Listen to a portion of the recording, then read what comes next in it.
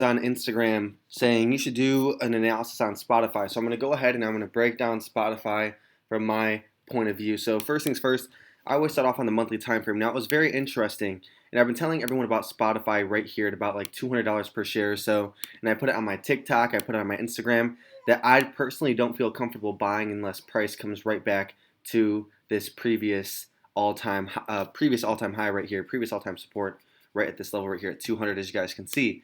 Now on the weekly time frame, you can see that we are pretty overextended. We're really overbought.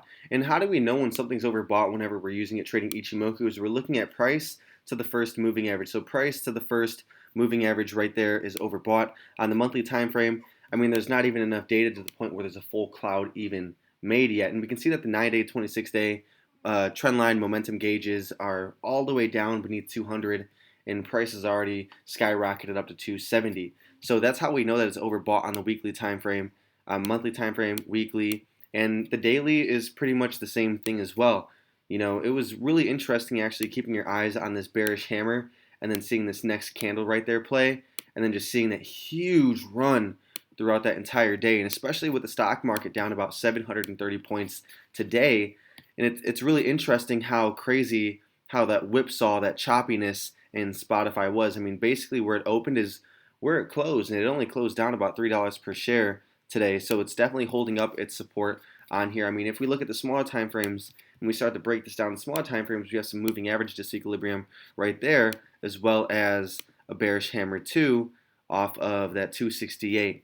So honestly, I wouldn't be looking to buy shares all the way up here because that whole move has pretty much already happened from that breakout on 200. So if you did not catch that move on 200, unless you're getting in and out in like a minute, 2 minutes, 5 minutes, or maybe even throughout the day, I mean, that's not really how I trade. That's not my strategy, but that's really the only way that I can see someone really making money right now on Spotify. Or, you know, if you can get lucky catching a top somewhere and then it pulling all the way back down to about $200 per share, or maybe you can get lucky trading it down to $225 per share. I personally wouldn't be looking for an entry to sell based off of any of these daily candles right here.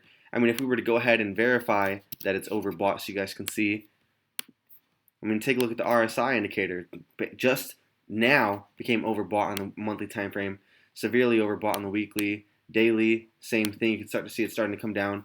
4-hour chart as well, it's starting to really hold since the 20th of June, right above the 70 overbought level. So I definitely would be waiting for Spotify to come back down. Now, I do not feel comfortable on the short end. I feel like I would have a whole lot more chance making money on the long end. So the only way I would go ahead and look for longs is for price to pull back down to about $200 per share. If you like this video, give a like. If you're not a subscriber yet, subscribe. I'm going to be uploading a lot of videos to my YouTube channel, a lot of helpful content for all of you guys. If you have any questions as well, send me a DM on Instagram at I don't quit ever. You'll find it in the bio below.